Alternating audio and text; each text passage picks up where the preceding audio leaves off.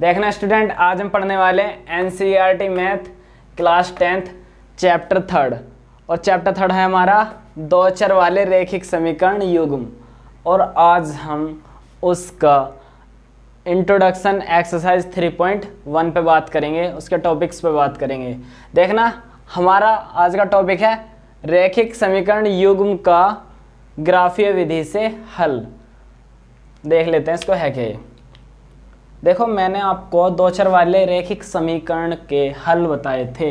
देखो, जैसे मैं एक रैखिक समीकरण ले लेता हूँ x + y = 3, मुझे इसके हल बताने। तो देखो, हल होता क्या है। हल किसी भी दो चर वाले रैखिक समीकरण में उपस्थित चर, दो चर होते हैं दो चर वाले रैखिक समीकरण में, उपस्थित चर के वे मान जो उस दो चर वाले रैखिक समीकरण के लेफ्ट हैंड पार्ट को राइट हैंड पार्ट के इक्वल कर दे, वही क्या कहलाएंगे, उसके समीकरण के हल कहलाएंगे। अगर देखना, मैं यहाँ पे x की वैल्यू, अगर मैं यहाँ पे x की वैल्यू 1 पुट कर दूं और y की वैल्यू 2 पुट कर दूं, तो 1 + 2 कितना हो जाएगा, 3।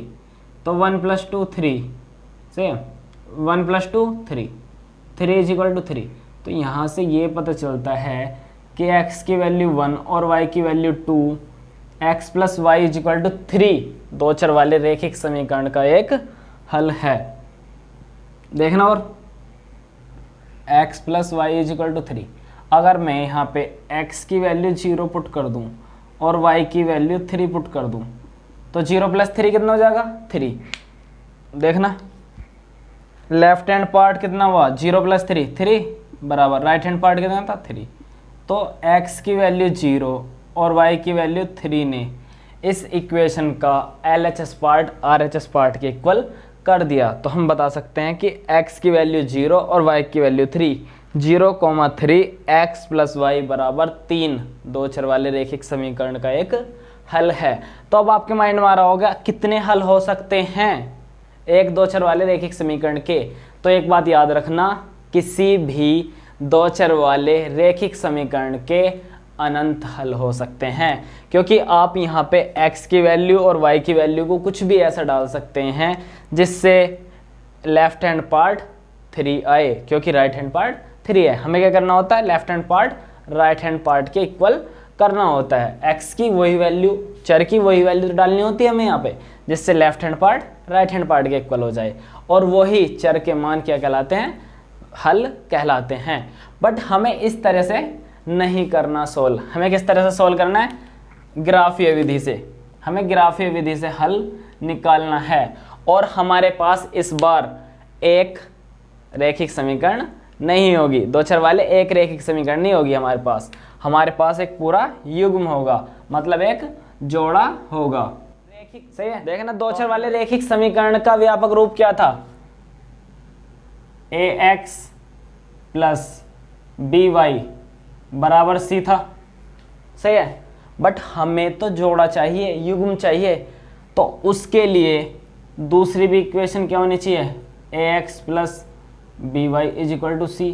बट यहाँ से तो कंफ्यूजन हो रहा है, कौन सी पहली इक्वेशन है, कौन सी दूसरी इक्वेशन है। तो इसलिए हम इसको a1 कर देते हैं, a को, और b को b1 कर देते हैं, और c को c1 कर देते हैं।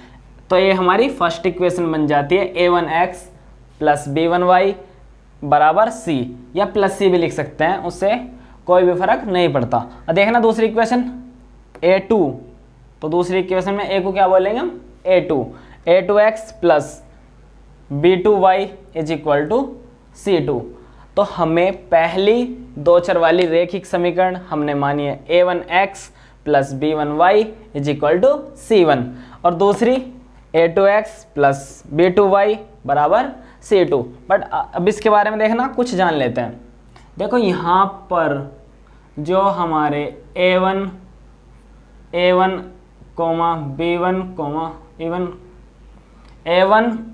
b1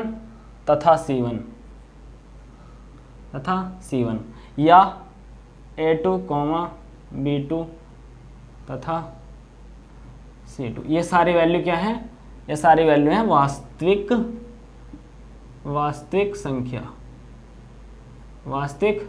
संख्याएं, मतलब ये रियल नंबर्स होंगे। और यहाँ पे x और y क्या होंगे, x तथा y क्या होंगे, यहाँ पे वो होंगे हमारे चर होंगे। x और y दोनों के दोनों ही चर होंगे। बट आपको एक बात हमेशा याद रखनी है, दोनों इक्वेशन में चर हमेशा सेम होने चाहिए।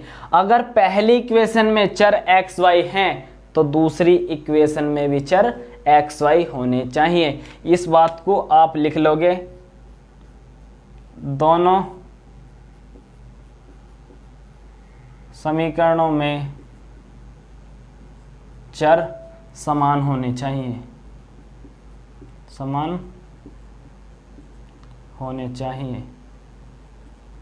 आप इस बात को लिख लीजिएगा, क्योंकि दोनों समीकरण में अगर चर समान नहीं हुए तो वे युग्म नहीं कहलाएंगे। युग्म मतलब जोड़ा नहीं कहलाएगा। देखना, अगर यहाँ पे हो जाता a1x plus b1y equal to c, ये तो होती सेम समीकरण, बट दूसरे वाले में हो जाता a2p प्लस b2q बराबर c2, तो देखना ये जोड़ा थोड़ा ही बन पाता है। तो युग्म बनने के लिए, दो चर वाले रेखिक समीकरण का युग्म बनने के लिए दोनों इक्वेशन में चर समान होने चाहिए। अगर पहली इक्वेशन में एक्स वाई है तो दूसरी इक्वेशन में भी एक्स वाई ही होना चाहिए। रेखिक समीकरण युग्म जो हमने ये दो जोड़े लिए हैं, जो हमने ये युग्म लिए हैं, अगर मैं इनका ग्राफ बनाना चाहूँ या इनका हल निकालना चाहूँ तो वहाँ से तीन केस पॉसिबल हैं। तो वह तीन केस देखो क्या क्या पॉसिबल हैं। मान लो ये इक्वेशन फर्स्ट है और ये इक्वेशन सेकंड है। इक्वेशन फर्स्ट और इक्वेशन सेकंड के ग्राफ बनने के बाद में तीन केस आ सकते हैं। केस फर्स्ट क्या हो सकता है, देखो केस फर्स्ट हो सकता है कि पहली समीकरण और दूसरी समीकरण के जो ग्राफ आए वे एक दूसरे को कट कर रहे हों। सही है, मान लेते हैं कि L1 मतलब पहली समीकरण का ग्राफ है और मैंने आपको बता रखा था कि दो चर वाले रेखिक समीकरण का ग्राफ हमेशा एक सरल रेखा आता है, स्ट्रेट लाइन आता है। मान लेते हैं कि पहली समीकरण का ग्राफ आया, ये L1 लाइन आया, दूसरी समीकरण का ग्राफ आया L2 और उन्होंने एक दूसरे को काट दिया। तो जिस पॉइंट पर वे काटेंगे वहाँ पे एक x मान आ रहा होगा, एक y मान आ रहा होगा और वो x तथा y दोनों समीकरण को संतुष्ट कर रहा होगा। और मैंने आपको क्या बता रखा है, x तथा y मतलब जो भी चर हैं वहाँ पर उनके वे मान जो उस समीकरण को संतुष्ट कर दे। संतुष्ट करने का मतलब क्या होता है, LHS पार्ट RHS पार्ट के इक्वल आवा दे, तो वे क्या कहलाते हैं, उसके हल कहलाते हैं। तब देखना, पहली समीकरण ये जा रही थी L1, दूसरी समीकरण L2, इन्होंने काटा x, y पॉइंट पर। x, y पॉइंट दोनों का कॉमन पॉइंट है, मतलब पहली समीकरण को भी संतुष्ट करेगा, दूसरी समीकरण को भी संतुष्ट करेगा। आप दोनों ही समीकरण में वो पॉइंट डाल करके देख लेना जहाँ पे वे दोनों एक दूसरे को कट कर रहे हैं, तो वो पॉइंट दोनों ही समीकरण को संतुष्ट कर देगा। तो इसलिए इन दोनों ने एक दूसरे को काटा, तो इसलिए ये लाइन कहलाएंगी प्रतिच्छेदित रेखाएं। प्रतिच्छेदित रेखाएं, प्रतिच्छेदित रेखाएं मतलब जो काट करके जाती हैं वे रेखाएं। सही है, तो एक जगह पे काटा, एक हल मिला, x का एक मान, y का भी एक मान, तो इसलिए इसके हल कितने होंगे, एक हल। और उस एक हल को हम एक हल नहीं बोलते, उसे बोलते हैं अद्वितीय हल। क्या बोलते हैं, अद्वितीय हल, यूनिक सॉल्यूशन, अद्वितीय हल। सही है, ये तो हो गया हमारा फर्स्ट केस। दोनों लाइनें, पहला ग्राफ मतलब पहला रेखिक समीकरण और दूसरा रेखिक समीकरण के ग्राफ बनने के बाद में उन्होंने एक दूसरे को काट दिया, तो तब जो ग्राफ बनेगा, तब जो रेखाएं कहलाएंगी वे प्रतिच्छेदी रेखाएं कहलाएंगी। सही है, और वहाँ पे जो हल निकलेंगे वो केवल एक हल निकलेगा और उस एक हल को कहेंगे हम अद्वितीय हल। दूसरा केस पॉसिबल है, केस टू। केस टू क्या आ सकता है कि पहली इक्वेशन का जो ग्राफ बन करके आया L1 लाइन आएगा, सही है। दूसरी इक्वेशन का ग्राफ जो बन करके आया L2 लाइन जो बन करके आया। पहली समीकरण का ग्राफ मान लेते हैं L1 आया, दूसरी समीकरण का ग्राफ मान लेते हैं L2 आया, और वे एक दूसरे के समांतर हैं, तब उन्हें कहलाएंगे तब उन्हें कहेंगे हम समांतर रेखाएं। समांतर रेखाएं, पैरेलल लाइंस, सही है, समांतर रेखाएं। और हल तब बनता है जब कोई दो लाइन एक दूसरे को काटती है। तो इन दोनों लाइनों ने तो एक दूसरे को काटा ही नहीं, कोई भी कॉमन पॉइंट आया ही नहीं, तो कोई भी हल नहीं आएगा। तो इसलिए हम क्या लिखेंगे, कोई हल नहीं है। क्या लिखेंगे,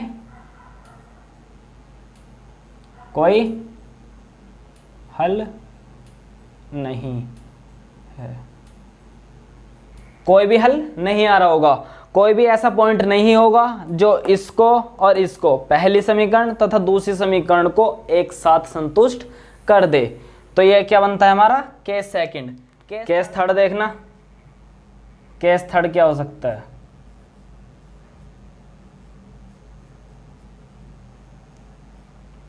दोनों समीकरणों के ग्राफ बनाए हमने और दोनों समीकरणों के ग्राफ बनने के बाद में L1 और दूसरी समीकरण भी इसके ऊपर ही आ गई L2। दोनों समीकरणों के ग्राफ एक दूसरे के ऊपर आ गए, तो उस टाइम पे उन दोनों समीकरणों को आपस में हम समपाती रेखाएं कहते हैं। क्या कहलाते हैं वे रेखाएं, क्या कहलाती हैं, समपाती रेखाएं। समपाती रेखाएं, वे रेखाएं कहलाएंगी समपाती रेखाएं, सही है।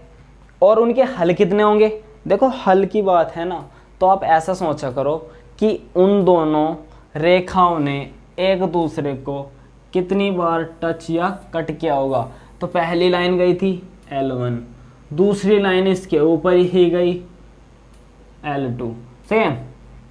दोनों लाइनों ने एक दूसरे को अनंत बिंदुओं पर टच किया होगा, क्योंकि एक रेखा तब ही बनती है जब अनंत बिंदुओं को हम एक दूसरे से लगाकर रख देते हैं, सटाकर रख देते हैं, ठीक है, ज्वाइन कर करके रख देते हैं, तो तब क्या बनती है, एक रेखा बनती है। तो दोनों रेखा एक दूसरे के ऊपर जा रही हैं, तो इसीलिए दोनों रेखाओं के अनंत कॉमन पॉइंट होंगे, इन्फिनिटी कॉमन पॉइंट होंगे, तो इसलिए दोनों के क्या होंगे, अनंत हल होंगे। कितने हल होंगे, अनंत, अनंत हल, या इसको हम ऐसे भी लिख सकते हैं अपरिमित रूप से अनंत हल। तो देखो ये तो बात हो गई, हल की बात हो गई, और उन रेखाओं को क्या कहते हैं ये बात हो गई। अब देखो देखना स्टूडेंट, प्रतिच्छेदित रेखाओं को हम संगत रेखाएं भी कह सकते हैं, संगत रेखाएं।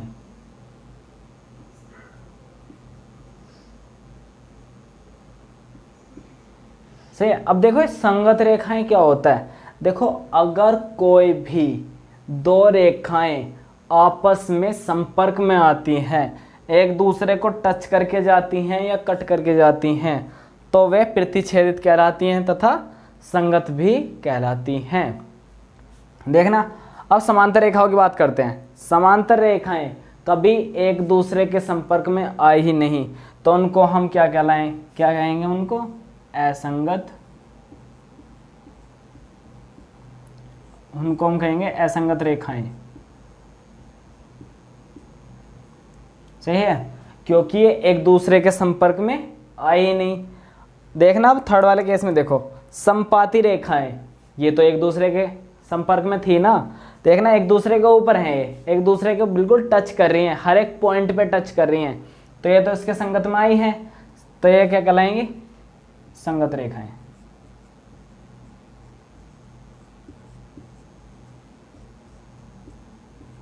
देखो इसको ना आप ऐसे भी याद रख सकते हो, आपने यूजुअली ये वर्ड सुना होगा संगत, असंगत। देखो संगत का मतलब होता है किसी के संपर्क में आ जाना। आपने सुना होगा कि इसकी तो संगत बेकार हो गई है, तो वो यही वर्ड है। संगत का मतलब है किसी के संपर्क में आ जाना। देखना ये दो लाइन आपस में कट की तो ये संपर्क में ही तो आई एक दूसरे के, तभी तो बनी है संगत रेखाएं। और देखना ये समांतर रेखाएं एक दूसरे के संपर्क में आई नहीं, पास से गुजर गई, इग्नोर कर करके, सही है, इग्नोर करके निकल गई, तो संपर्क में तो आई नहीं, तो इन्हें क्या कहेंगे हम? असंगत रेखाएं। और देखो संपाती रेखाएं एक दूसरे के ऊपर हैं, ये एक दूसरे को टच कर रही है हर एक पॉइंट पे, तो एक दूसरे को टच कर रही है हर एक पॉइंट पे, तो संगत में तो हैं एक दूसरे के, तो क्या कहलाएंगे? संगत रेखाएं, क्योंकि एक दूसरे के संपर्क में हैं। तो संपाती रेखाएं भी संगत रेखाएं कहलाती हैं। आप इसको अच्छे से नोट कीजिए, मैं आपको कुछ और टॉपिक बताना चाह रहा हूं।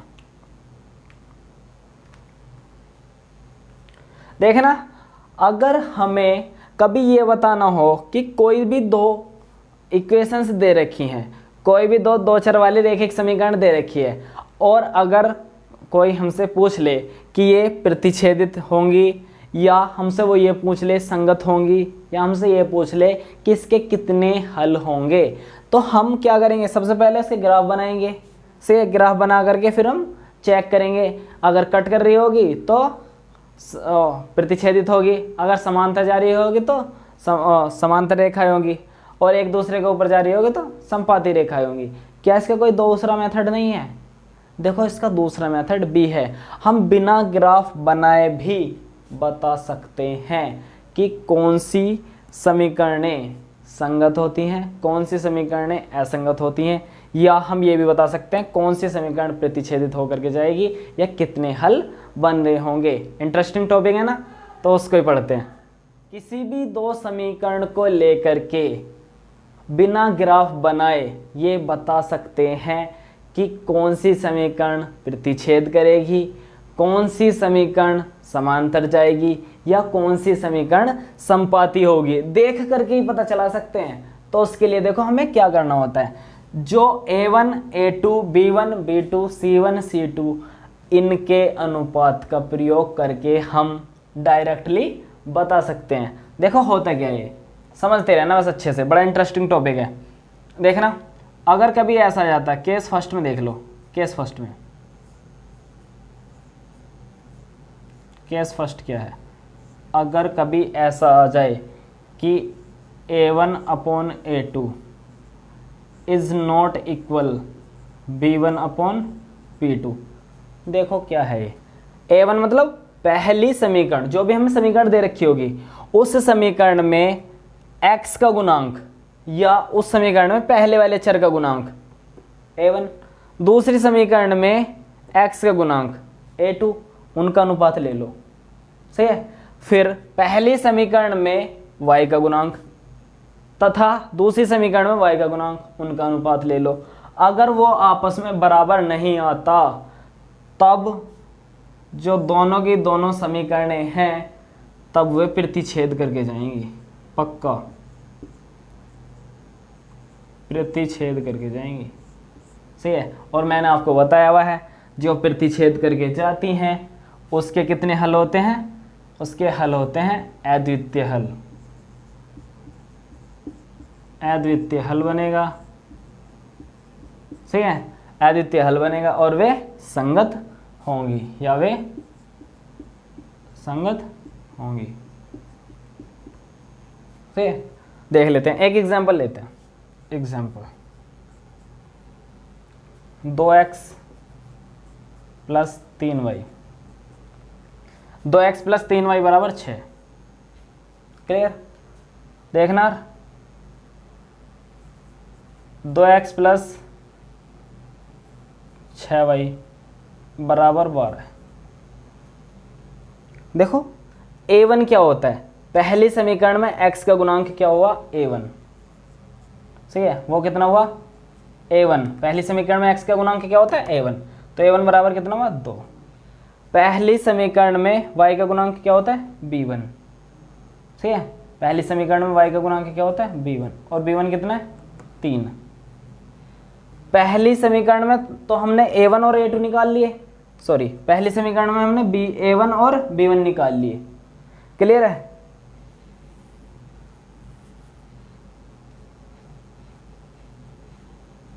देखना भाई, मैंने एग्जाम्पल लिया है 2x plus 3y is equal to 6 तथा 2x plus 6y is equal to 12। देखना, पहली समीकरण में x का गुणांक होता है a1 और a1 आया 2। पहली समीकरण में y का गुणांक होता है b1 तो b1 आया है 3। पहली समीकरण में x का गुणांक a1, पहली समीकरण में y का गुणांक b1, दूसरी समीकरण में x का गुणांक a2 और वो कितना है 2। दूसरी समीकरण में y का गुणांक कितना b2, वो कितना है 6। अब इनका अगर मैं अनुपात लूंगा तो a1 अनुपात a2 कितना हो जाएगा 2/2, 2 एकम 2, तो a1 अपॉन a2 कितना हो गया, a1 अपॉन a2 आ गया 1। और b1 अपॉन b2 निकालना लगूंगा अगर मैं, b1 अपॉन b2 तो कितना जाएगा, b1 था 3 और b2 था 6, 3 एकम 3, 3 दूनी 6, तो b1 अपॉन b2 कितना आया 1/2। मतलब यहाँ से ये पता चल रहा है कि a1 अपॉन a2 बराबर नहीं आ रहा है b1 अपॉन b2 के, क्योंकि a1 अपॉन a2 था 1 और b1 अपॉन b2 था 1/2। तो हम ये कह सकते हैं कि ये जो दो मैंने इक्वेशन ली हैं ये दोनों की दोनों समीकरणें क्या होंगी, प्रतिच्छेदित रेखाएं होंगी। चाहे तो आप इनके ग्राफ बना करके देख लेना, प्रतिच्छेदित होंगी, एक हला रहा होगा, एक जगह पर कट कर रहा होगा और ये आपस में संगत होंगी। देखना केस सेकंड, देखो केस सेकंड में देखो क्या हो सकता है। अगर ऐसा हो कि a1 अपॉन a2 वो बराबर हो b1 अपॉन b2 के, बस a1 अपॉन a2 बराबर हो b1 अपॉन b2 के, उस टाइम पे दोनों रेखाओं के ग्राफ समांतर जाएंगे, समांतर रेखाएं बनेंगी उस टाइम पे, से समांतर रेखाएं। और समांतर रेखाएं क्या होती हैं, कितने हल देती है समांतर रेखाएं, कोई हल नहीं देती। और या उसको हम क्या कह सकते हैं, असंगत रेखाएं, असंगत रेखाएं। अगर बात हल की है तो कोई हल नहीं, कोई हल नहीं होगा। ये बात मैंने आपको पहले ही बता दी। तो देखो इसका एक एग्जाम्पल लेकर के दिखाता हूं तुम्हें। एग्जाम्पल जैसे देखो 2x plus 3y is equal to 6 और 4x plus 6y is equal to 8। देखना a1 कितना है, a1 होता है पहली समीकरण में x का गुणांक, पहली समीकरण में x का गुणांक होता है a1, तो a1 कितना हुआ, a1 हुआ 2, सही है। a2 कितना हुआ, दूसरी समीकरण में x का गुणांक a2, डायरेक्ट ले रहा हूँ, वो कितना हुआ, पहली समीकरण में x का गुणांक होता है a1 2, दूसरी समीकरण में x का गुणांक होता है a2 4, 2 एकम 2, 2 दूनी 4, तो वैल्यू कितनी आई 1/2। पहली समीकरण में y का गुणांक होता है b1, दूसरी समीकरण में y का गुणांक होता है b2। b1 कितना देखना, b1 पहली समीकरण में y का गुणांक 3, दूसरी समीकरण में y का गुणांक 6, 3 एकम 3, 3 दूनी 6, तो यहाँ से b1 अपॉन b2 कितना आया 1/2। और यहाँ से a1 अपॉन a2 भी कितना आया था, a1 अपॉन a2 भी कितना आया था 1/2। तो देखना a1 अपॉन a2 जितना है उतना ही है b1 अपॉन b2। तब हम ये कह सकते हैं कि ये दोनों ही समीकरण जो मैंने मानी थी, ये दोनों ही समीकरण समांतर जाएंगी, सही है, एक दूसरे के समांतर जाएंगी। बात क्लियर है। a1 अपॉन a2 बराबर होना चाहिए b1 अपॉन b2 के, तब दोनों समीकरणें समांतर जाएंगी और उनको हम असंगत रेखाएं भी कह सकते हैं और उनके कोई हल नहीं होगा। केस तीसरा देखते हैं, थर्ड केस देखना स्टूडेंट। थर्ड केस में क्या होता है, अगर a1 अपॉन a2 बराबर हो जाए b1 अपॉन b2 के और वो सारा ही बराबर हो जाए C1/C2 के, तो ऐसी कंडीशन में वे दोनों रेखाएं जिनके ग्राफ बने हैं वे एक दूसरे के ऊपर जाएंगी और उनको ही हम कहते हैं संपाती रेखाएं। क्या कहलाते हैं? वे संपाती रेखाएं कहलाती हैं, संपाती रेखाएं। सही है। और संपाती रेखाओं के हल कितने होते हैं? अनंत हल होते हैं, अनंत हल, या अपरिमित रूप से अनंत हल कह सकते हैं। और अगर बात करते हैं हम संगत असंगत की, तो ये क्या होते हैं? संगत होते हैं, क्योंकि एक दूसरे के टच में आते हैं, संगत रेखाएं होती हैं। क्लियर?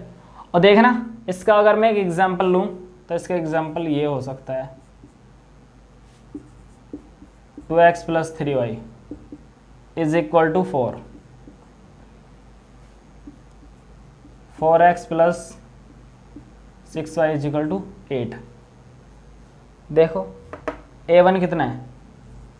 a1/a2 की बात कर लेते हैं। a1 कितना है? 2, a2 कितना है? 4, 2 एकम 2, 2 दूनी 4।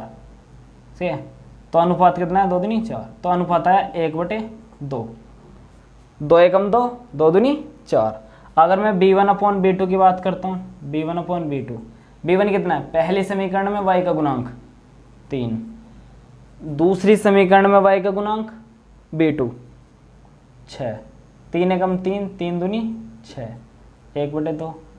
पहली समीकरण में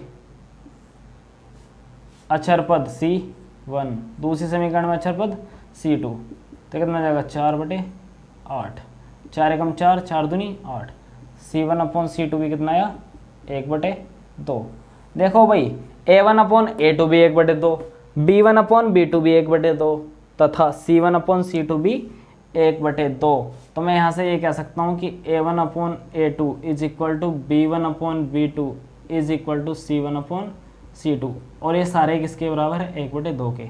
अगर ऐसी कंडीशन आ जाती है A1/A2 बराबर हो जाए B1/B2 के और वो सारा ही बराबर हो जाए C1/C2 के, तो ऐसी कंडीशन में जिन दो रेखाओं के हमने ग्राफ बनाए हैं वे दोनों रेखाएं होंगी संपाती रेखाएं, मतलब एक दूसरे के ऊपर जाने वाली रेखाएं, और उन रेखाओं के हल अनंत होंगे और उनको हम संगत रेखाएं कह देते हैं, कह सकते हैं। आप इसको अच्छे से नोट कर लीजिए एक बार।